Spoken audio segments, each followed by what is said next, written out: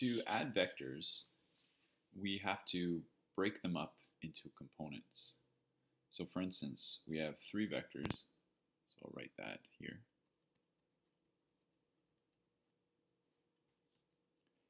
Our first vector, v1, is equal to 20,000, so its magnitude, or the length of that vector, is 20,000. The units are newtons, and it doesn't matter what the units are. The strategy is still the same. The direction of the vector is east, 50 degrees north. Vector 2 is equal to 20,000 again, so that's the magnitude, and the direction is east. And then vector 3 again has a magnitude of 20,000, and the direction is first south, 80 degrees west. So in this question we have three vectors, but the strategy will be the same for 4 or 5 or even 100 vectors. So let's do a quick sketch of what's going on here. We have a vector, let's draw our Cartesian plane.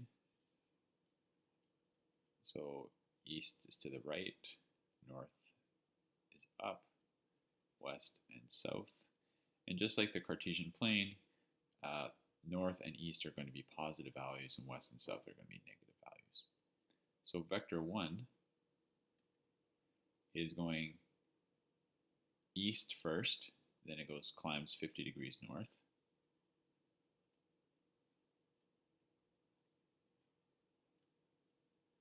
So that's v1. Vector 2 is going east. And vector 3 is going south first and 80 degrees west. Something like that. And that's 80. So when you add vectors, you can move them around as long as you preserve their magnitude or their length and the direction that they're pointing in. So if we were to align them so all the vectors are tip to tail, starting with v1, and you can start with any one if you want, it could look something like this. So v1 is going up 50 degrees, then it goes east, or v2 goes east, and then v3 does something like that.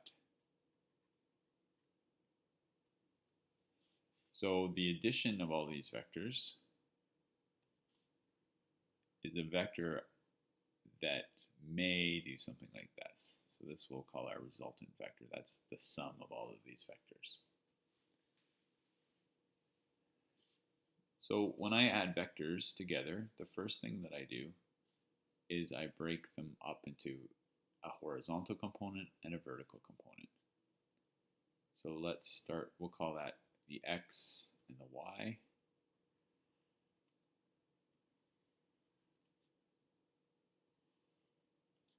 And we'll start with v1. So v1 is moving up like that. It has a length of 20,000 newtons. And its horizontal component is this, which I'll call x. Its vertical component is this, which I'll call y. And the angle, we already know because it was given in the question, that's 50. So we have enough information now to solve for x. So x in this case, because it's adjacent to this angle, we're going to use the cos. So I'll just do some little work here and then we can do some shortcuts in the table. So the cos of 50 is equal to adjacent, which is x in this case, over the hypotenuse, which is 20,000. So if you cross multiply, you get x is equal to 20,000 times cos of 50.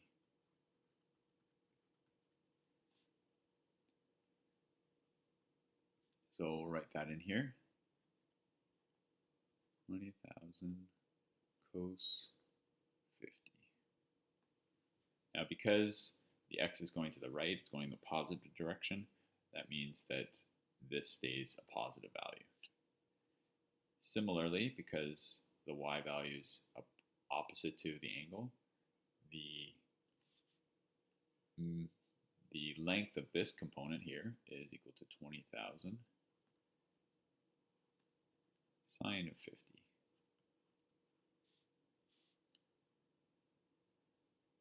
For vector 2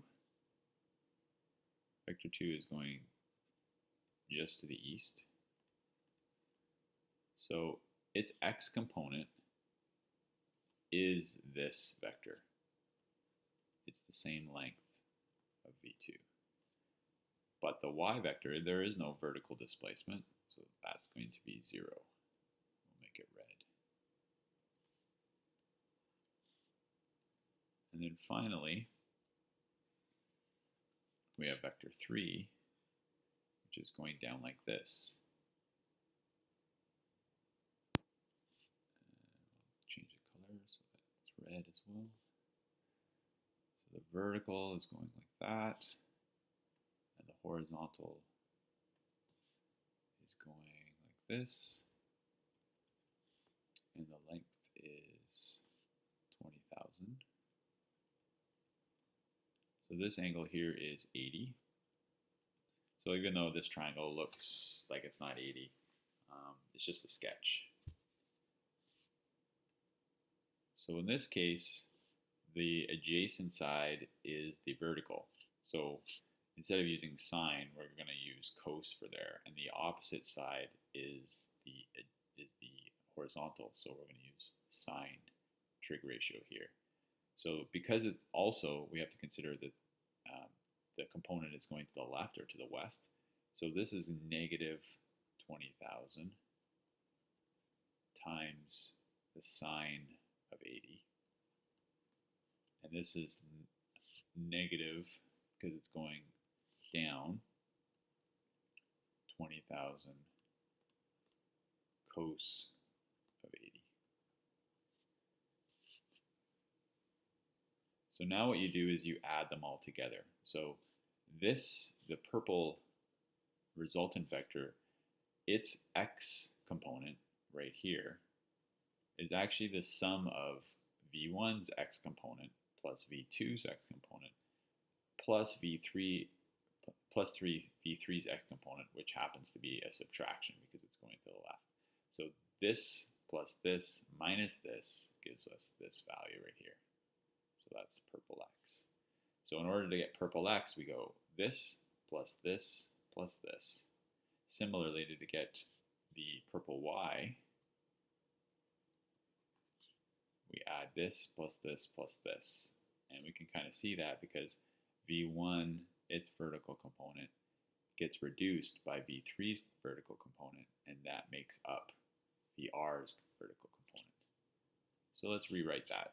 So vrx, so this is the vertical component of x, is equal to 20,000 cos 50 plus 20,000 minus 20,000 sine 80.